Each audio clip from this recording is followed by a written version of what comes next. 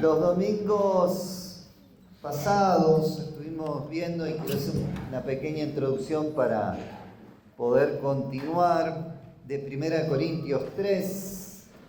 Vimos 3 imágenes que Pablo les daba a los corintios para motivarlos a dejar la niñez espiritual y que sigan, por supuesto, creciendo a la medida de la estatura de Cristo.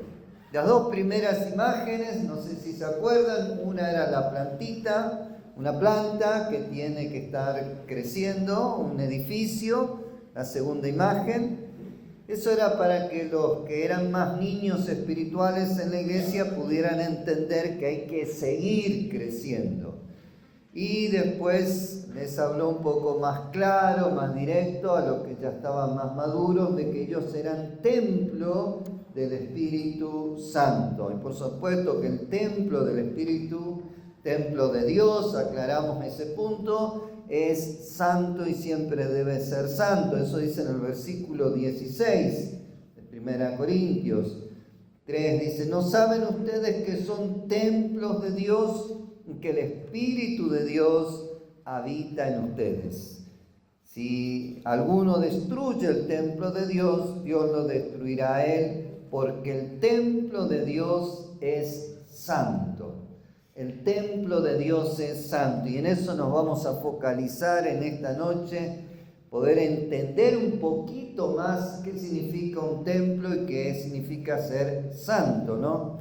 Esta es una revelación apostólica hacia los corintios, pero también hacia nosotros, poder entender que hay un cambio en todo esto. Antes, ustedes saben, y hasta ahora muchos, cuando hablan de un templo, es el lugar donde está el ídolo, donde está el Dios, pero decir que una persona de carne y hueso es un templo es un cambio muy, muy grande. Siempre el templo es un edificio, un lugar donde la gente va a adorar. Nosotros somos ese templo de Dios, templo del Espíritu Santo.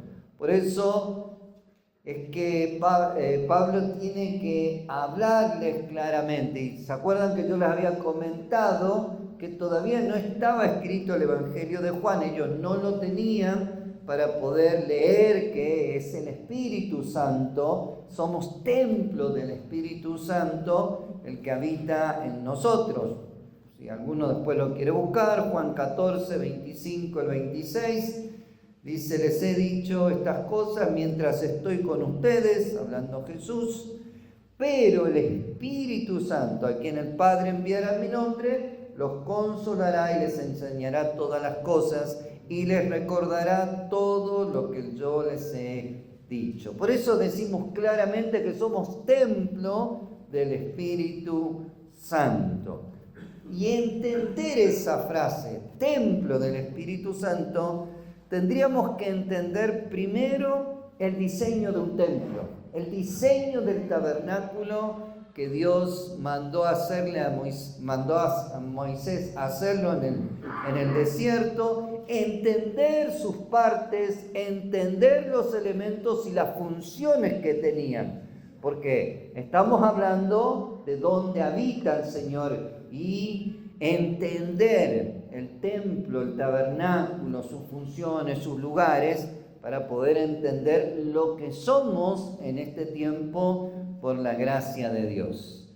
Pero para seguir un poco, vimos algunas características de los que han alcanzado madurez y por supuesto dejan la niñez espiritual, algunas características generales. Y también aclaramos que el apóstol en ningún momento quería avergonzar a los hermanos. 1 Corintios 4, 14, si alguien lo quiere buscar, porque está en ese mismo contexto. No era para avergonzar, sino para animar, para motivarlos al crecimiento. ¿Quién lo encontró? 1 Corintios 4, 14. No escribo esto para avergonzaros, sino para amonestaros como a hijos míos amados. Muy bien, no le estaba escribiendo así: ustedes son unos bebés espirituales, son unos carnales, yo soy el espiritual. No, la persona que realmente es espiritual no busca avergonzar, sino busca animar, es decir, vamos, tenemos que seguir creciendo. Si ustedes lo leen en Dios habla hoy, dice, sino para darles un consejo. No quiero avergonzarlos, sino darles un consejo. La Nueva Traducción Viviente dice, para advertirles como hijos amados. Y la versión del lenguaje actual dice, no les escribo esto para avergonzarlos, al contrario, lo que quiero es darle una enseñanza, pues los amo tanto como si fueran mis hijos. Miren qué hermoso dice esta versión. Lo que quiero es darle una enseñanza para que dejen la niñez espiritual. Entendiendo el espíritu de la amonestación de Pablo a los Corintios, era para darles una enseñanza, para advertirles, para darle un consejo como si fueran hijos amados. Por supuesto, quería que dejen la niñez para avanzar a la madurez. Por eso hay momentos que le habla duramente para despertarlo, para sacudirlo y le dice, ustedes son niños espirituales todavía, son carnales y viven según criterios humanos. Pero los que maduran, los que avanzan en el camino cristiano, los que dejan la niñez, viven según los criterios del Espíritu Santo en ellos. Y esto tiene que quedarnos claro, vivir según los criterios ya no humanos, sino del Espíritu Santo que está en nosotros, poder vivir según esos criterios. Entonces, las características que vimos es que la persona que ha alcanzado madurez entiende que ya no es dueño de su cuerpo. Su cuerpo ya es templo del Espíritu Santo. Ya no es más templo del yo, ni dijimos del super yo, ni del ello, sino es templo del Espíritu Santo. Y como algunos se acordarán, en Argentina fue muy debatido el tema, este es mi cuerpo, hago lo que quiero. Si es tu cuerpo, sí. Pero si es cuerpo del Espíritu Santo, es templo del Espíritu Santo, ningún creyente que ama al Señor podría decir esto. Este es mi cuerpo, hago lo que yo quiero. ¿Por qué? Somos templo del Espíritu Santo. Ya no es nuestro cuerpo, sino es su templo. Es como que si alguien quisiera venir a rayar este templo y hacer grafitis. ¿Le dejaríamos? No, ninguno de nosotros diría, no, ¿quién te autorizó y por qué venía a poner grafiti o por qué venía a hacer tal cosa? De la misma manera, cuando una persona ha alcanzado madurez entiende que su cuerpo ya es templo del Espíritu Santo, entonces ya no es más su cuerpo.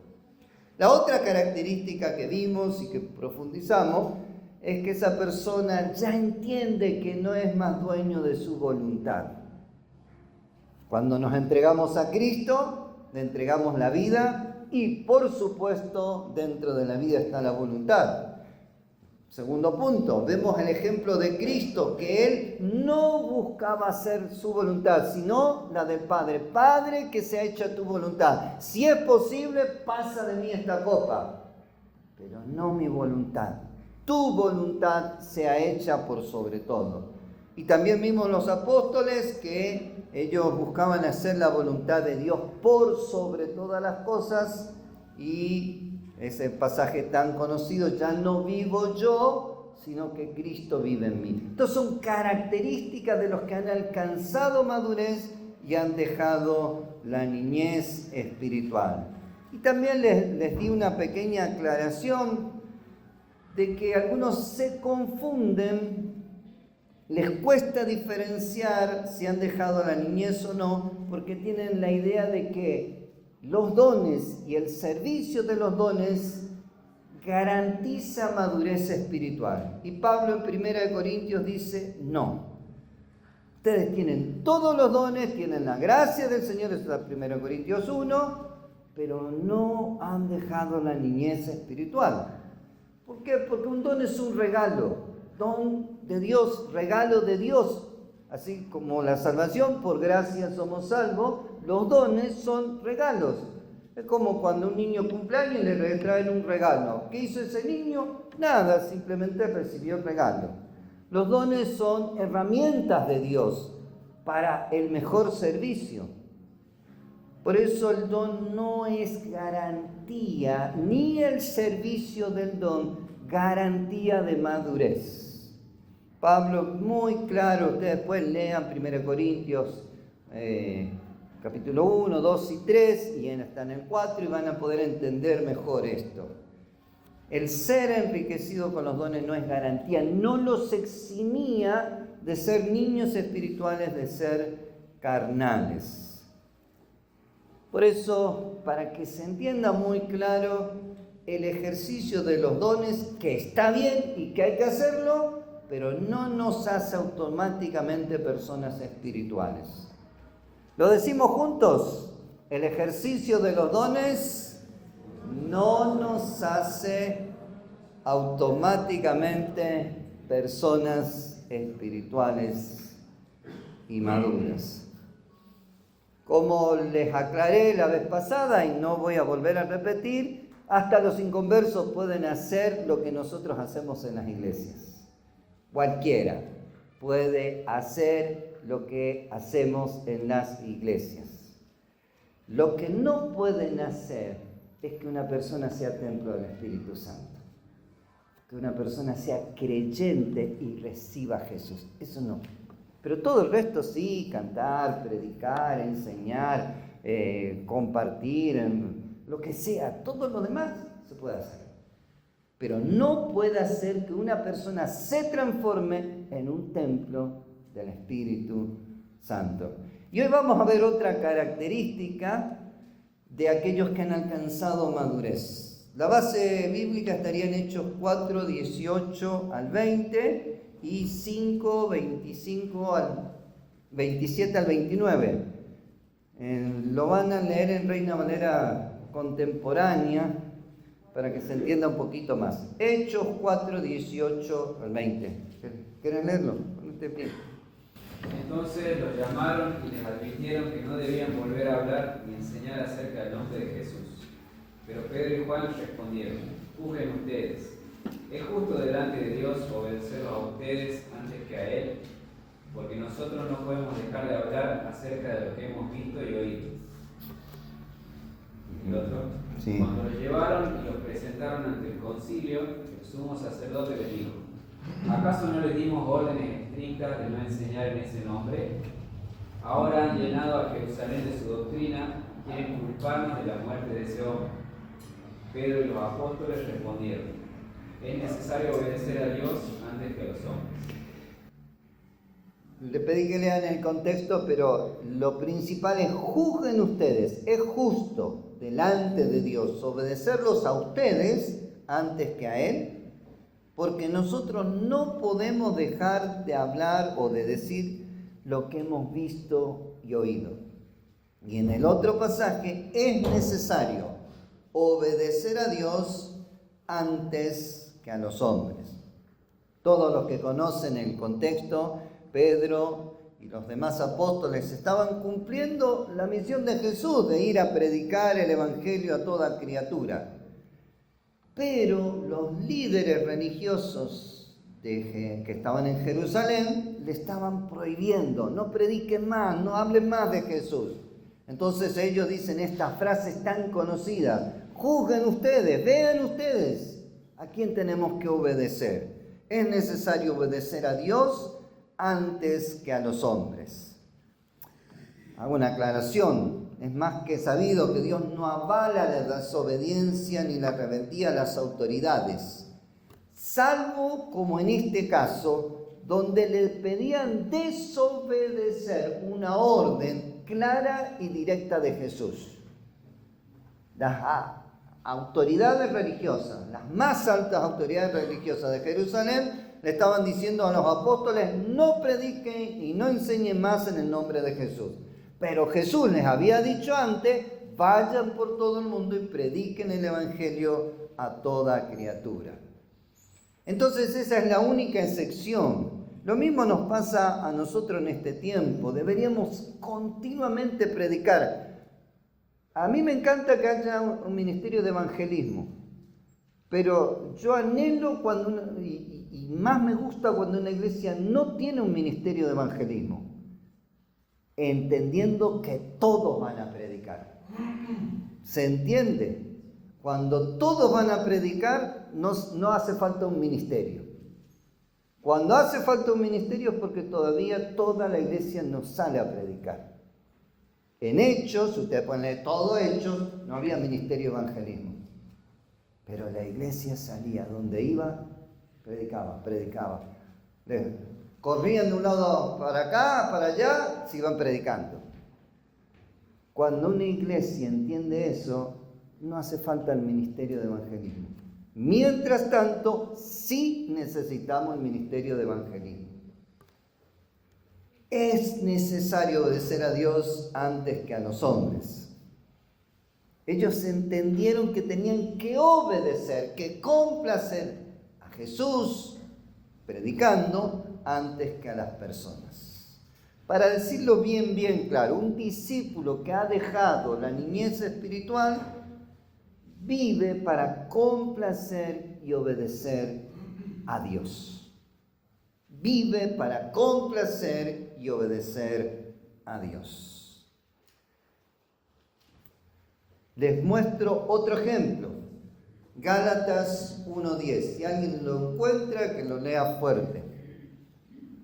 ¿Qué Pablo les estaba diciendo a un montón de iglesias en la región de Galacia?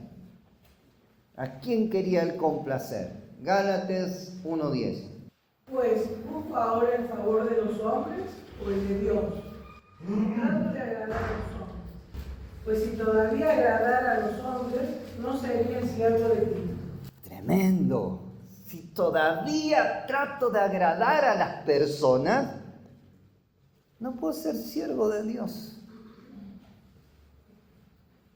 En la Biblia de las Américas dice, porque busco ahora el favor de los hombres o el de Dios. O me esfuerzo para agradar a los hombres. Si todavía estuviera tratando de agradar a los hombres, no sería siervo de Cristo. Pablo claramente les está diciendo que buscaba agradar a Dios por sobre agradar a las personas, a los hombres.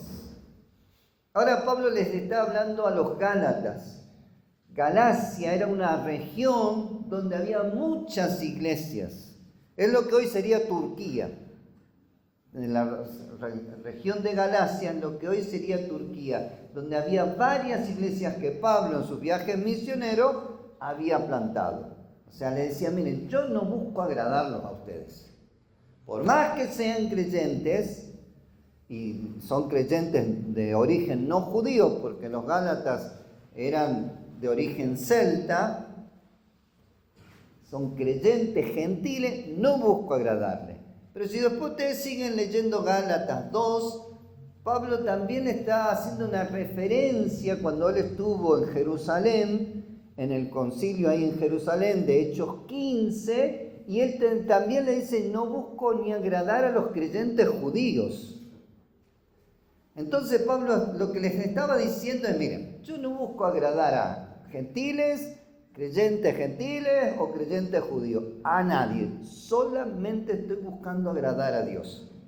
Y si dejara de agradar a Dios, no sería un siervo de Dios. Y si buscara agradar a las personas, dejaría de ser un siervo de Dios. Por eso la persona que ha dejado la niñez espiritual busca agradar solo a Dios en todo lo que dice y en todo lo que hace. Se autoevalúa continuamente, lo que estoy haciendo, lo que estoy diciendo, ¿agrada a mi Señor o no? Lo que estoy haciendo, ¿con qué motivación lo hago? ¿Con la motivación de dar gloria y honra a mi Señor o con otra motivación? Y la frase de agradar a Dios parece simple. Si yo le preguntara, y la mayoría me va a decir, sí, todos queremos agradar a Dios.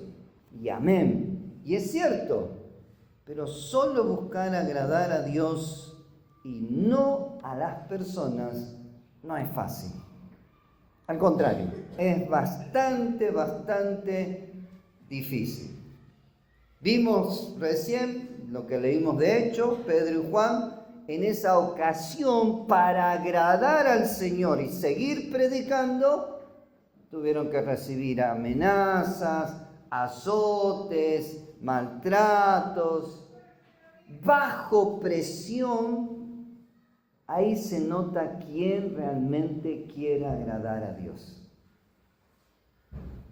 Y permítanme decirles, acá sentados todos agradamos a Dios. En un ámbito cómodo, en un ámbito acogedor, pero ahí afuera, bajo presión, en el trabajo, en la burla, cuando te hacen el vacío, ¿agradamos a Dios? Vuelvo a leer lo de Hechos 5, 40 y 42. Así que llamaron a los apóstoles y después de azotarlos, les advirtieron que no siguieran hablando en el nombre de Jesús y los pusieron en libertad. Los azotaron, los amenazaron. Los apóstoles salieron del concilio tristes, amargados por sufrir en el nombre de Jesús. No. Salieron felices de haber sido dignos de sufrir por causa del nombre. Y todos los días, a pesar de la amenaza y los azotes, no dejaban de enseñar y de anunciar en el templo y por las casas las buenas noticias acerca de Cristo Jesús. Todo lo contrario a lo que haría una persona normal. Si después de que te dieron unos buenos azotes, te amenazaron, no voy a hablar más acá.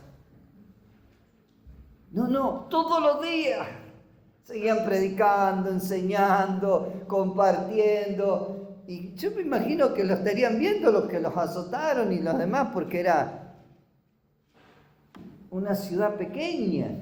Todos sabrían, ya que ustedes amenazaron, sigan predicando. Ustedes los azotaron, siguen predicando. Porque buscaban solo agradar a Jesús y no a los hombres. Aunque sufrieran azotes, castigos, persecuciones, exclusiones, maltratos, ellos se mantenían agradando a Dios antes que a los hombres.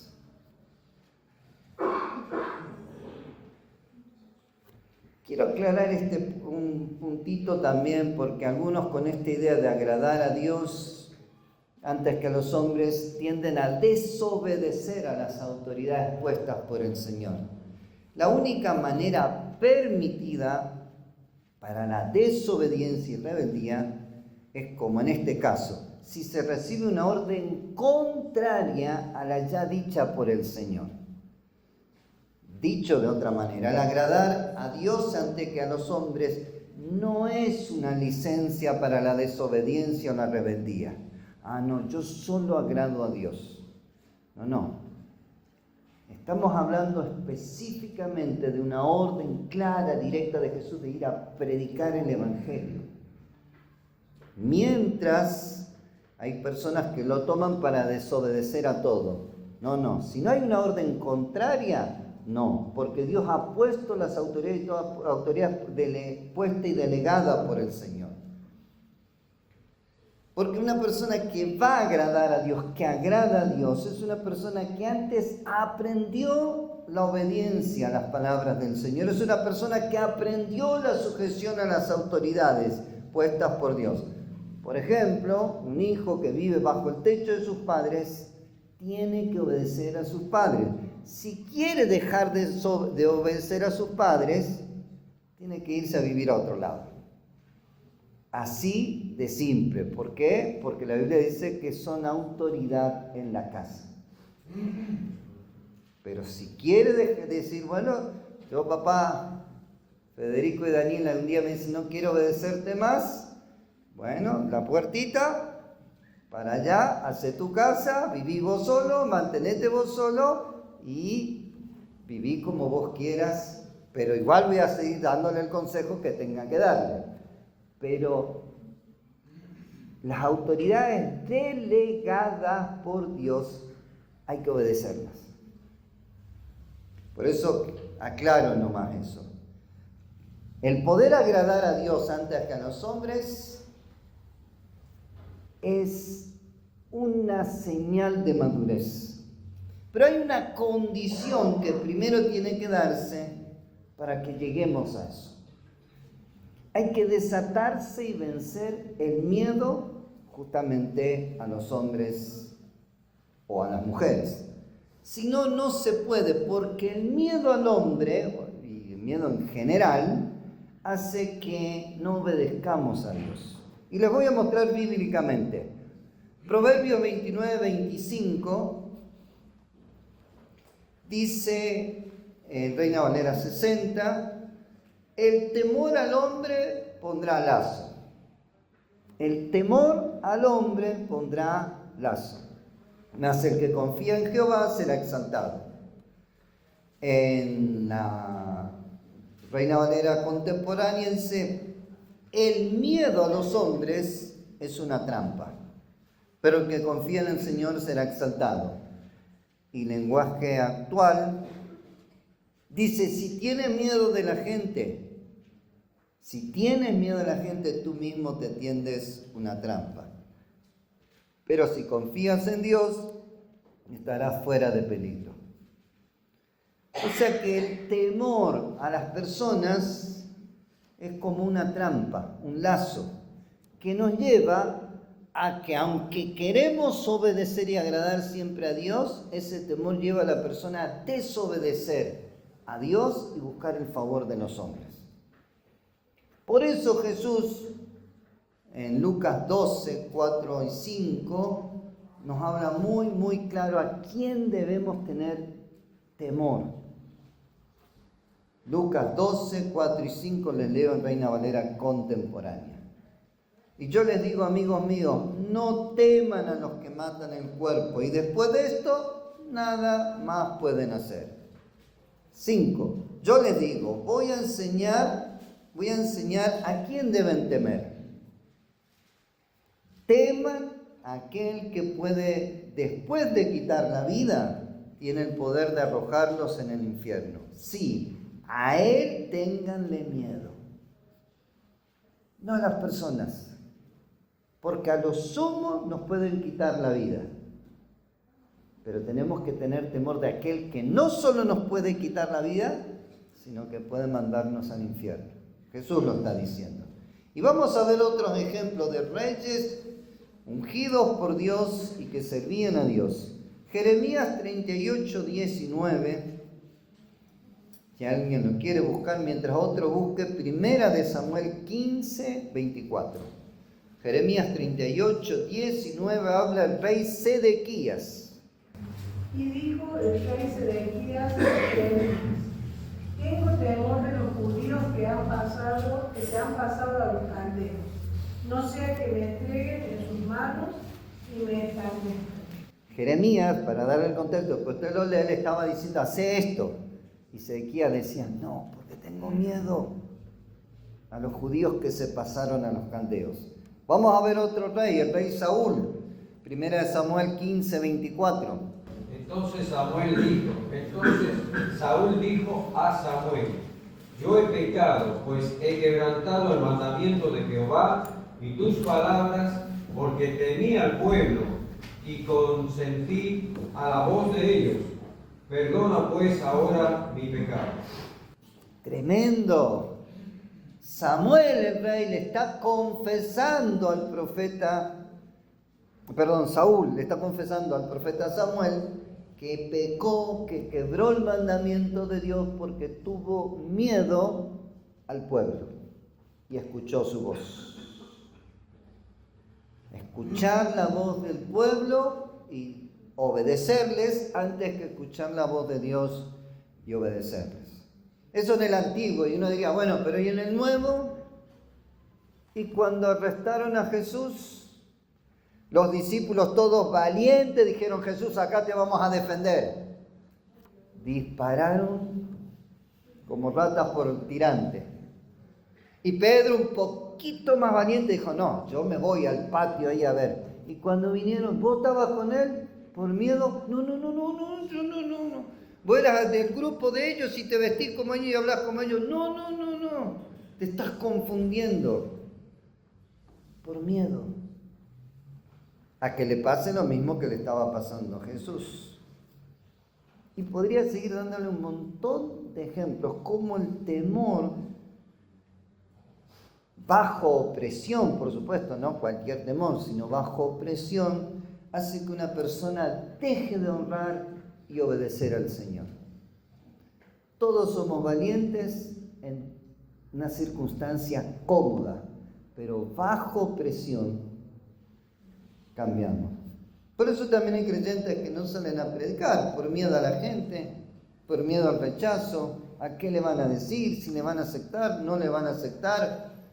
Algunos tienen miedo al abandono, a que no lo saluden más, a que no lo inviten más en sus reuniones, miedo a que le hagan un vacío. No, si yo digo esto, no me van a invitar más, me van a hacer un vacío. El miedo al hombre se manifiesta de muchas y variadas formas. Una pregunta para que te la replantees. ¿Identificaste cómo se manifiesta tu temor al hombre cuando estás bajo la presión? ¿Cómo es tu temor? Porque no en todos es de la misma manera. Hay gente que por naturaleza es más valiente que otros, pero todos tenemos temor en algún momento. Temor a ser rechazado, temor no a ser aceptado, abandonado, temor a que no te saluden, no te inviten, a que te hagan un vacío, temor al maltrato físico. Los apóstoles recibieron azotes, al maltrato emocional, al psicológico, al que no me alcance para... Los temores son muchos y variados. Por eso el temor al hombre es un tema muy serio, solamente estoy dando un pantallazo general, porque somos creados como seres para vivir en sociedad, en grupos. Dicho más comúnmente, vivimos, los chicos dirían, en tribus, en manadas, donde la opinión y la aceptación de los demás nos afecta. Nadie puede decir, no me afecta a mí lo que piensen los demás. Sí nos afecta. Ahora el tema es, ¿hasta dónde nos afecta? ¿Hasta dónde vamos a ceder? ¿O vamos a agradar al Señor a pesar de nuestros temores y de lo que los demás piensan? Por eso, para llegar a la madurez espiritual, hay que desatarse del temor al hombre. Y la única manera bíblica para esto es ser llenos del Espíritu Santo. Ya vimos que reyes, por temor al hombre, desobedecieron al Señor. Reyes ungidos, discípulos, todos los discípulos, por temor al hombre, desobedecieron y se apartaron de lo que Dios le pedía. Salvo después de Pentecostés, que fueron llenos del Espíritu Santo. Cuando Pedro, Juan y los discípulos dijeron, es mejor obedecer a Dios antes que a ustedes, juzguen si tenemos que obedecerle a ustedes antes que a Dios, lo dijeron después de Pentecostés y después de ser llenos del Espíritu Santo. Es necesario obedecer a Dios antes que a los hombres. Para los que están viniendo a los cultos de los miércoles, que estamos viendo Hechos, vimos como el ejemplo de Esteban, cómo estaba tan lleno del Espíritu Santo, lo dice la Biblia textual, que no tuvo temor a los hombres, a que lo maltraten, a que dijeran que estaba blasfemando contra Dios y Moisés. Eso está en Hechos 6, del 8 al 15, especialmente el 11. Y cuando los que estaban ahí rechinaban los dientes contra él y empezaron a apedrearle, él no tuvo temor. Al contrario, los siguió amando. Un versículo para que vean que estaba lleno, Hechos 7:55. Pero Esteban, lleno del Espíritu Santo, levantó los ojos al cielo y vio la gloria de Dios y a Jesús a su derecha. Y termina un poquito más adelante diciendo: Señor, no les tomes en cuenta. Estaba tan lleno del Espíritu Santo que no tenía temor al hombre, a pesar de que esos hombres los estaban matando a pedradas, a pesar de que esos hombres habían mentido, a pesar de que esos hombres estaban enfurecidos contra él y rechinaban sus dientes. Esteban dijo: no tengo miedo, yo voy a seguir hablando de Jesús. Y cuando ya lo estaban matando, dice: Señor, no les tomes en cuenta este pecado. Terminó muriendo como Jesús y pidiendo perdón por aquellos que lo estaban lastimando. Otro pasaje más, por favor, busquen en Hebreos 13:6. En el Nuevo Testamento encontramos también esto. Dice: de manera que podemos decir confiadamente: el Señor es mi ayudador. Sabemos que el ayudador es el Espíritu Santo. No temeré lo que me pueda hacer el hombre. Y después Hebreos sigue hablando de la obediencia a los pastores, pero eso es otro tema para otra ocasión. Para ir concluyendo, el apóstol les estaba escribiendo a la iglesia en Corintio para amonestarlos, animarlos, enseñarles a que dejaran la niñez espiritual, dejaran de ser carnales y avanzaran a la madurez. Y para eso les da los 3 ejemplos de seguir creciendo. La plantita que tiene que crecer, el edificio que se construye sobre el fundamento que es Jesucristo, y el templo del Señor que es santo y siempre debe ser santo. La niñez espiritual es un estado de relativa comodidad, porque se perciben los beneficios de ser cristiano y a la vez no se dejan los criterios humanos. Pero el gran desafío que tenemos todos, los creyentes y todos nosotros, es seguir avanzando hacia la madurez, a la medida de la estatura de Cristo. Vimos las características generales de aquella persona que ha dejado la madurez. Entiende que su cuerpo ya no es su cuerpo, sino templo del Espíritu Santo. Entiende que ya no es más dueño de su voluntad, sino que busca hacer la voluntad del Señor. Y hoy vimos más específicamente que busca solamente agradar y obedecer a Dios antes que a los hombres. Para eso ha vencido, se ha desatado del gran enemigo del crecimiento. Para mí el gran enemigo del crecimiento es el temor al hombre. La gente se detiene su crecimiento por no ofender, por no lastimar, por no esto. Cuando Dios le está pidiendo algo, no lo hace por temor a tal o cual cosa. Y detiene su crecimiento. Pero los que han avanzado, los que se han llenado del Espíritu Santo, dejan el temor al hombre para tener solamente temor a Dios.